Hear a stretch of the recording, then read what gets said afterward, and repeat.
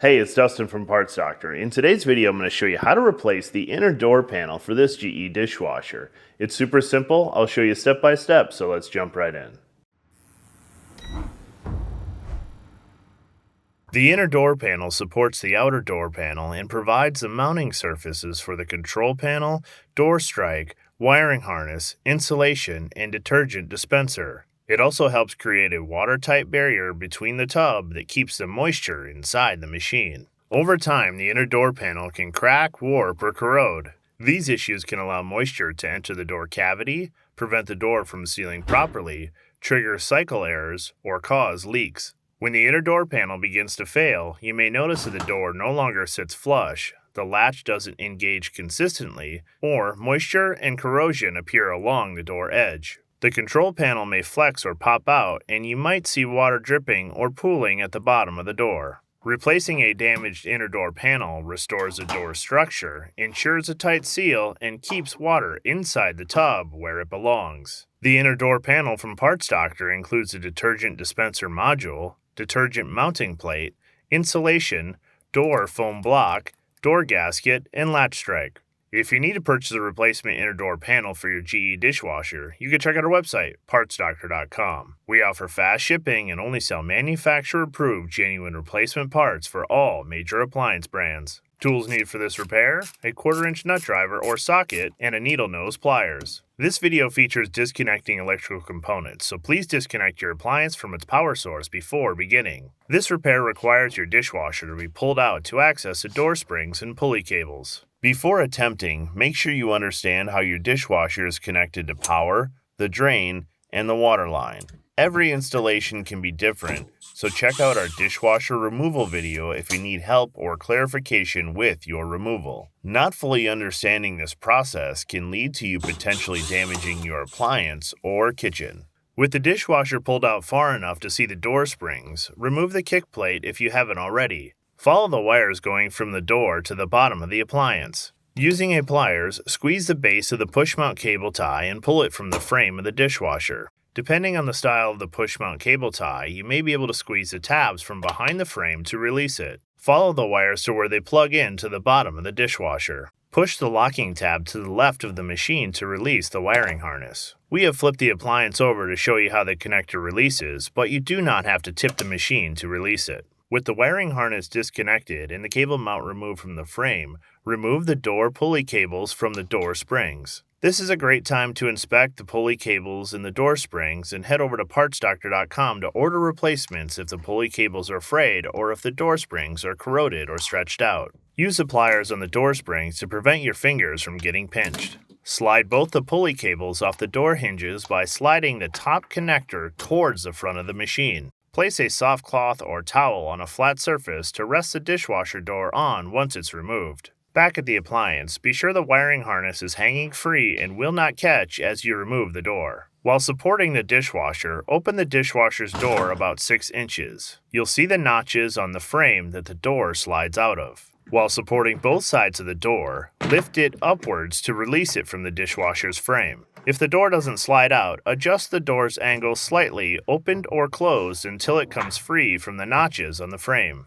Please do not use the handle to lift the door. Slowly pull the door off the appliance and set it down on a protected flat surface while avoiding setting it on the handle. At the base of the door, remove the 2 1/4-inch screws inside the door cavity. Carefully grasp the bottom of the outer door panel and slide the inner door panel straight up until the internal hooks unlatch from the outer panel. Please use caution as the edges of the outer door panel can be very sharp. Once the inner door panel slides up, you should see a uniform gap between the control panel and the outer door panel at the top of the door. If this gap is not the same on both sides, the inner door panel may not be unlocked. Once the inner panel is fully unlocked from the outer panel, carefully lift it away and place it on a flat surface to be able to disconnect the wiring harness and remove the console bracket. The console bracket holds the control board and console cover to the inner panel.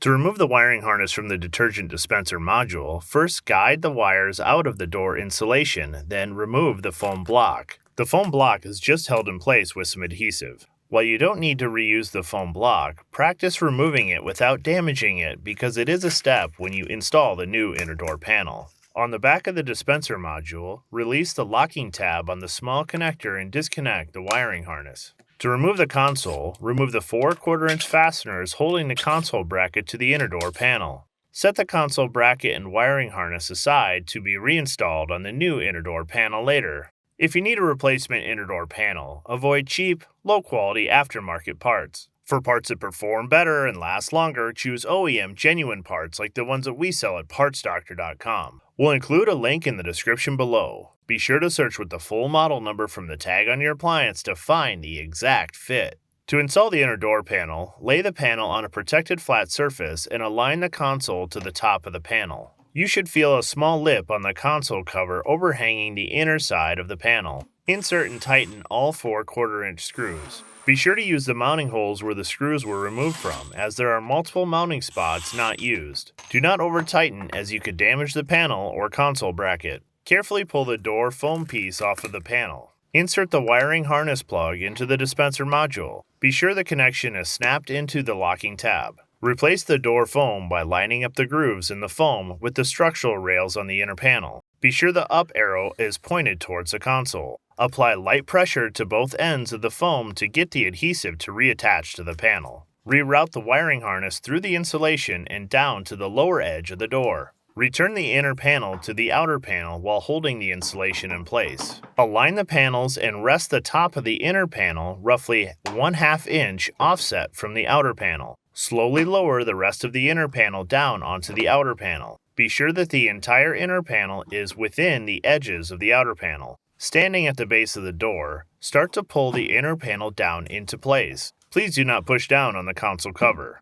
The inner panel should slide into place. This may take some time and some finagling to get fully into place. Check the top of the door where the console cover meets the outer panel to be sure that the inner panel is fully in place. The console cover should be fully flush with the outer panel. Looking into the door cavity, align the inner panel with the mounting holes in the outer door panel. Reinstall both screws, making them snug but do not over-tighten. With the wiring harness hanging down past the base of the door, firmly hold the door on each side and slide the hinges into place on the outside of the edge of the dishwasher's frame. Once the hinges are over the frame, slide the door straight back. Using the same opening angle as you did when you removed the door, slide the door hinge pivot into place on the frame and close the door so it latches. Reconnect the wiring harness under the dishwasher and be sure the locking tab is engaged so the connector doesn't vibrate loose. Press the cable timeout back into the hole on the frame.